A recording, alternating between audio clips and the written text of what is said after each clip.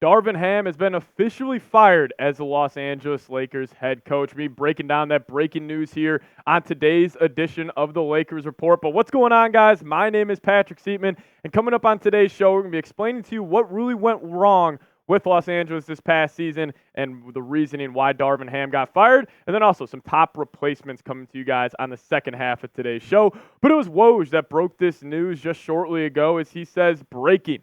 The Los Angeles Lakers dismissed, I like that word, dismissed Coach Ham, sources tell ESPN, in 2 seasons. Ham was 90-74 with a Western Conference Finals berth, 2 play-in victories, and an in-season title. But the Lakers did lose in 5 games to Denver in the opening round. So we did pretty much expect this for a very long time. I mean, the writing was on the wall, no doubt, on Darvin Ham being let go. Woj was actually on SportsCenter about like 20 minutes ago saying that the Lakers made this decision even before they lost to the Denver Nuggets. So it seems like the Lakers, like, pretty much what I chalk this up to as, if the Lakers would have beat the Nuggets, he would have stayed as the head coach. But even if they would have lost in 7 games, I still think he would be getting fired from Los Angeles. But we do have the statement coming in from Rob Pelinka on firing Darvin Ham here as, pretty, coach talk, political talk here coming in from Rob Pelinka, but I do want to share this with you guys. It is a very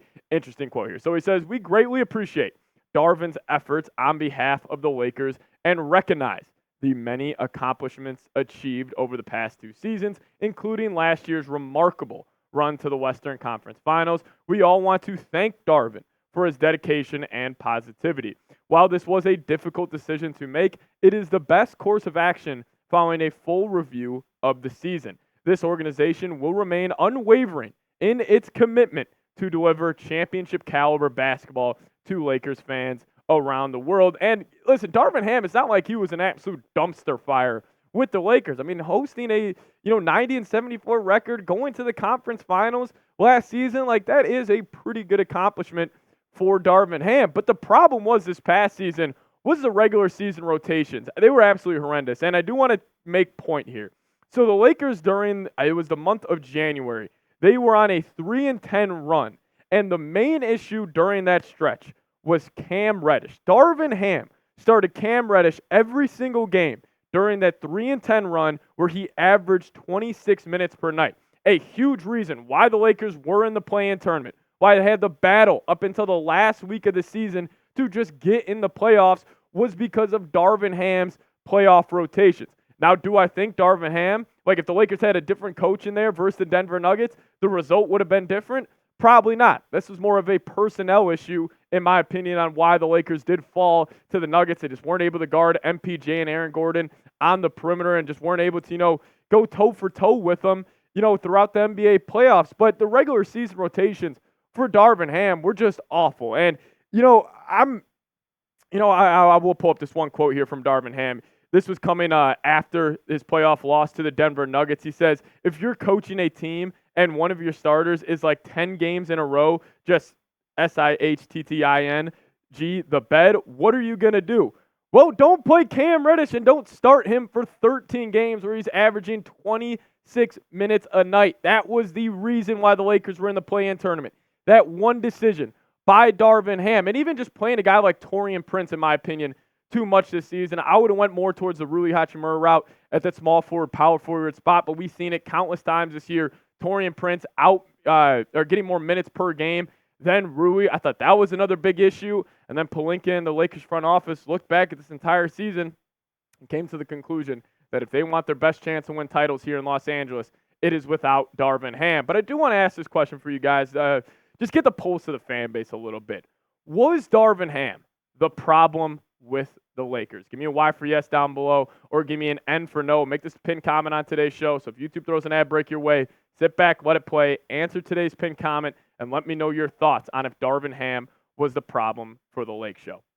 Now, coming up next, we're going to go over some top candidates to be the Lakers' next head coach. As a little teaser here, we are going to be talking about LeBron James' podcast teammate, J.J. Redick. We'll get to that here in a second, but first, I do want to give a big-time shout-out to today's sponsor, and that is Prize Picks. If you guys download the Prize Picks app and use that promo code CLNS, we're going to match your first deposit up to $100. Now, Prize Picks, it is by far my favorite app I have on my phone right now. With the NBA playoffs heating up, there is no better way to add some more juice and just add some more fun to watching these playoff games, and Prize Picks is the best way to do so. You can win big money, withdraw your winnings at any time, and we actually do have a little lineup. Me and Smitty cooked up for the playoffs tonight.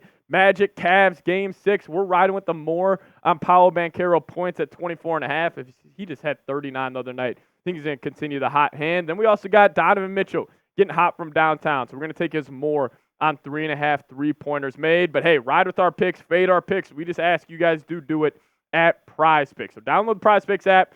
Use that promo code CLNS when you're making your first deposit, and we're going to match it all the way up to $100. Link for that in the comment section and description of today's show. Get hooked up today. Pick more, pick less. It's that easy. It's Prize Picks. So now the big question is for Los Angeles, who will be the next head coach of this basketball team? Well, we got 5 options for you guys coming up here in a second, and we're going to kick this off with probably the most polarizing and I want to say well-known name on this list as we welcome in Tyler Smith here, J.J. Redick. Smitty, this would be something. I mean, is the podcast that LeBron and JJ have, is that just planting the seeds for him to become the next Lakers head coach? He knows so much about the game. He is a fantastic speaker. He conveys his message across very well. He's no nonsense. He's just ball. And I think, rookie head coach, I know they just got rid of a rookie head coach in Darvin Ham, but bringing in JJ, that's one of the brightest minds in basketball today. He's a finalist for the Charlotte Hornets head coaching job, and I think he's kind of next in line for that player-to-coach transition here in the NBA. Yeah, and I think with like this social media era that we're in with like these young players, like they go on their phones, they see on Twitter, they listen to JJ's podcast. Like I think he would be really well respected day one in that locker room. Like he wouldn't have to kind of earn his stripes like maybe a guy like Darvin Ham did. And Smitty, what if this podcast was just LeBron James interviewing J.J. Redick? A little conspiracy theory, but I don't know. I don't hate it too much. But I like J.J. as the option. I think this is the most sought-after option both by fans and by media pundits alike. It's going to be the name that's going to get clicks in the headlines for the Lakers' next head coach. But at the end of the day, it's not going to be the media. It's not going to be the fans that make this decision because that's just not how it works. It's going to be the front office. It's going to be somebody who's probably not a rookie head coach taking this Lakers job, but I think JJ is going to be that next guy, kind of like a Steve Kerr transitioning into this coaching sphere. Yeah, and the Lakers want to swing big, and that would definitely be a big name, but also swinging big.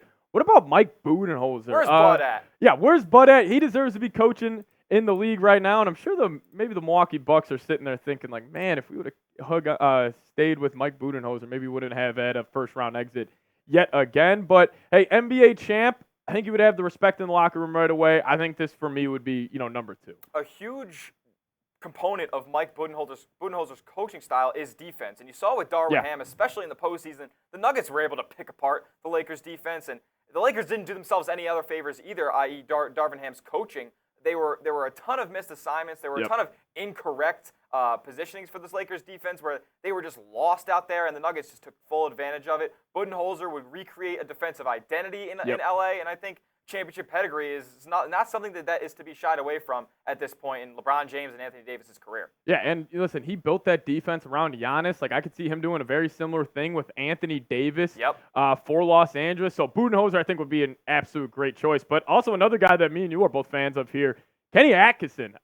Where's he been at? Where's Kenny been at? He got shafted by the Nets. I would like this choice as well. I was just gonna say that like the Nets did him a little dirty, and I think, the Lakers, it wouldn't be the flashy, get the headlines option like a J.J. Redick or a Budenholzer, I think, would. But, again, just another solid choice for Los Angeles. He's kind of like the opposite of Budenholzer, right? Like super strategical, super surgical in the coaching seat, but he's more the offensive side. He's more of a fast-paced offensive guy, and he gets the most out of players that don't normally have the offensive ceiling that they would with another coach. So I like Kenny Atkinson a lot. Yeah, honestly, these top 3 guys, I think there would be home run hires for Los Angeles, but maybe a more under the radar hire that's really well respected in league circles. Keep your eyes out on this name, Tyronn Lue, as possibly the next head coach for the Lake Show. He is currently on the Boston Celtics bench right now. He's the basically the 1A to Joe Mazzulla's head coaching spot right now. He runs all his decisions by him. And he's another name who is also a finalist for the Charlotte Hornets head coaching job. It's looking more so like he will be the way that they lean rather than J.J. Redick, just due to his established nature in NBA coaching circles. But he has had this Celtics team on point all season long.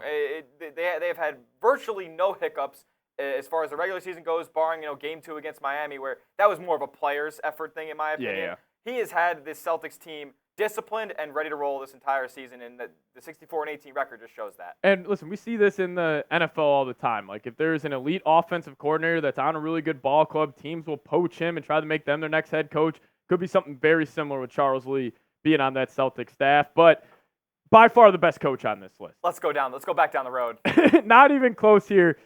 Tyronn Lue is our 5th choice here. Honestly, this would be my number 1 choice if I had to just handpick one of these guys, but I think Ballmer and the Clippers, they're going to do whatever it takes to keep him as the Clippers head coach with them getting a new stadium and everything. I think, this is the Tyronn Lue Clippers that they're trying to establish here, but, man, if you could somehow swing him from the Clippers, man, I mean, that would be an absolute home run hire. So the issue is, he's probably the best option the Clippers will have for the foreseeable future, so I find it hard to believe that they will end up, letting the Lakers specifically poach him away. Yes, exactly. I just don't see it. One name to keep your eye on. We did not list this up here, but Johnny Bryant, he is the Knicks assistant head coach here. Mm-hmm. So he is also Donovan Mitchell's personal trainer. And if the Lakers are going to try to swing big, they can trade 3 first-round picks this offseason. If they want to just add a little more extra juice to landing a guy like Donovan Mitchell, keep your eyes out for Johnny Bryant. And, if they do go land Johnny Bryant, I could see a trade for Donovan Mitchell being almost the next move that the Lakers make. But, hey, those are our top 5 options. Smitty, if you had to choose one, maybe, just most fun, I think I'm going J.J. Redick. Oh, but fun factors, J.J. Redick's up here. But if you want established championship pedigree, I think Budenholzer wouldn't be a bad option either. Yeah, no, either of those two. But those are the 5 names we just went over. But, hey, you guys let us know. You guys just have to give us one name. Who do you want as the next Lakers head coach? Let us know down in the comments section. As honestly, any name we talked about, even a guy like Johnny Bryant on the Knicks staff, we are all, perfectly cool with. But hey, once we do get that news on the Lakers hiring their next head coach, we're going to make a video for you guys ASAP. So hit that subscribe button if you guys haven't already. And we'll see you guys next time. As always, go Lakers.